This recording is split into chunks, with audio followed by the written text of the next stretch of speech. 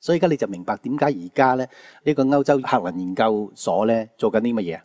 佢直情係做咗一個咧斷理計嘅一個原型咧，就係叫做呢個嘅中子撞擊啊嘛嚇，就係話佢能夠將一粒中子加速到好似乜嘢啊？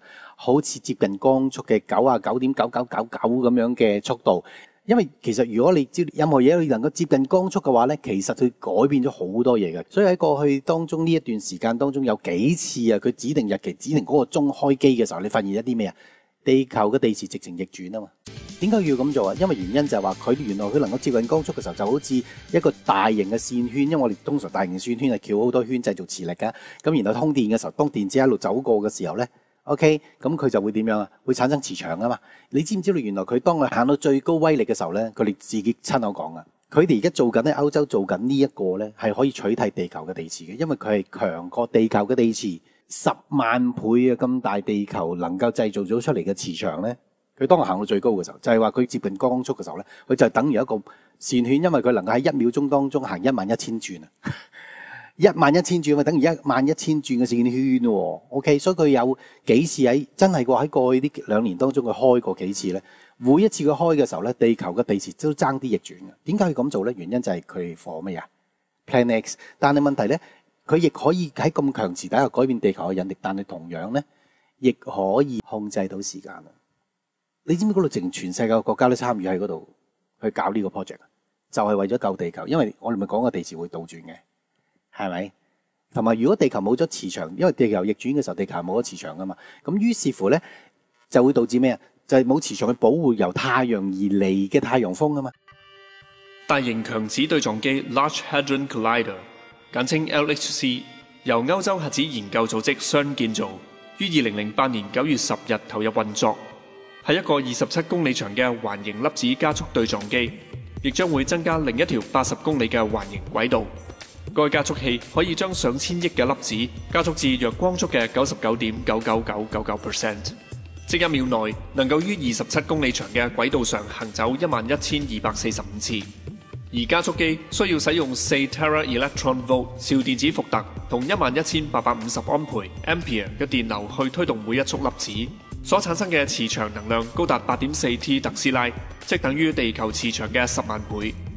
2015年 LHC 嘅磁場甚至會正式增強至14 T， 甚至超過太陽黑子磁場能量。為咗減低因高能量所產生嘅熱力， LHC 產生磁場嘅線圈係以 2K 嘅超低溫下運作，即攝氏零下271度，令線圈成為超導體 superconductor。雖然 LHC 機器嘅範圍非常龐大，但其實粒子撞擊嘅跑道比一條頭髮仲幼細。就喺瑪雅年曆嘅終結日，2012年12月21日 ，CERN 將 LHC 開啟至最大能量。澳洲嘅天空隨即出現咗一個與2009年12月9日於挪威天空一樣嘅奇怪漩渦。挪威天空出現嘅奇怪漩渦，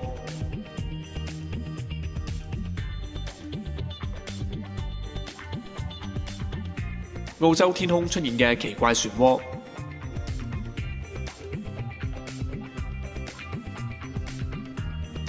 究竟呢啲奇怪漩渦係咪與 CERN 將 LHC 開啟至最大能量，使地球嘅磁場受影響所引致呢？更甚，亦有唔少人擔心 LHC 嘅磁場比地球仲要大10萬倍，地球嘅磁場會否因此受到影響，甚至係逆轉？因為根據物理電學，當 LHC 嘅環形粒子加速機用電力線圈為粒子加速，就會製造出一個巨大嘅磁場，呢個磁場甚至會影響地球本身嘅地磁，進一步甚至可以藉住改變地球嘅引力而改變時間空間。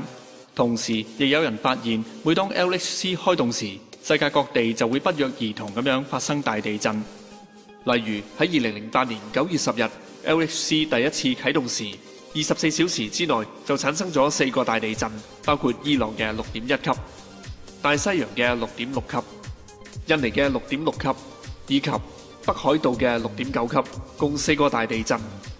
另外，當 LHC 喺2010年1月12日力量加強至 3.5 個 Tera Electron Volt 時，數小時後，海地太子港就發生咗7級大地震，造成超過30萬人死亡。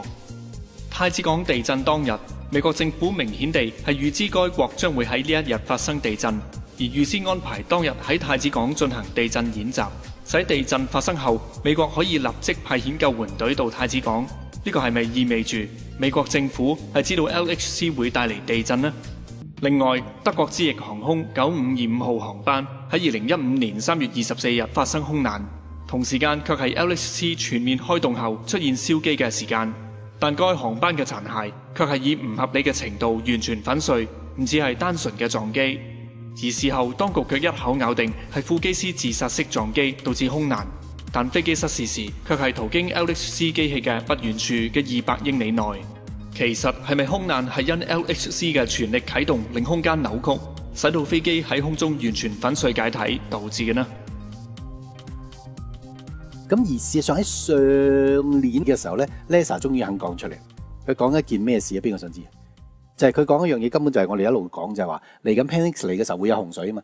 佢就講一件事實。佢話咁啱喎，我哋啱啱發現咗原來地球如果冇咗磁場嘅話咧，佢其實就唔係話冇咗磁場嘅。佢話而家地球呢啲地磁越嚟越減弱嘅時候咧，發現出現咗一樣嘢，就係咩咧？地磁唔能夠再 capture 到地球嘅氧氣啊，而導致咧。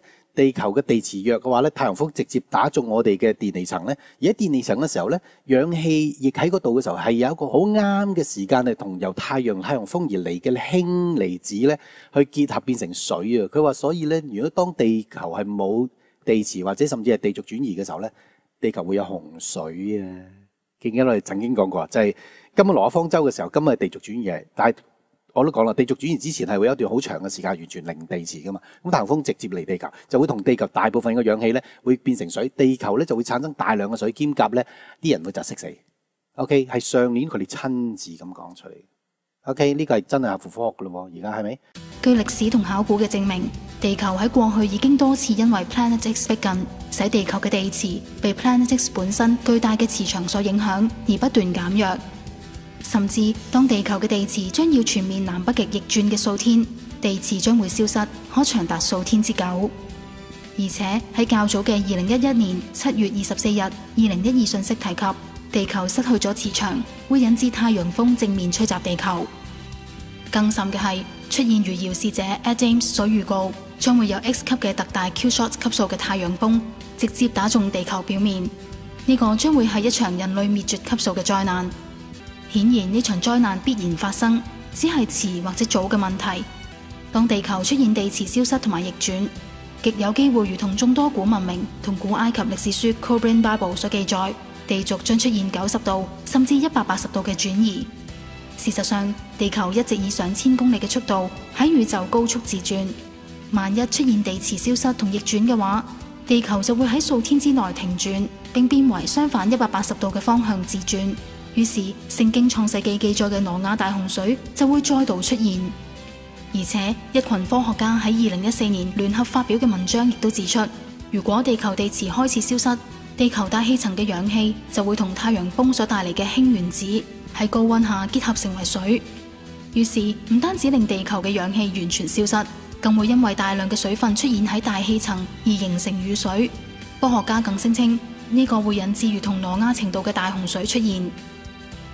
然而 LHC 就係能夠製造超過現今地球地磁10萬倍嘅磁場，呢個亦都係 CERN 嘅其中一個目的，希望藉此人工製造地球嘅地磁，抗衡 Planet X 對地球地磁嘅影響，甚至用極強磁場將 Planet X 逼離開地球，同時阻擋當地磁消失所引發 Q-shot 或者大洪水嘅災難。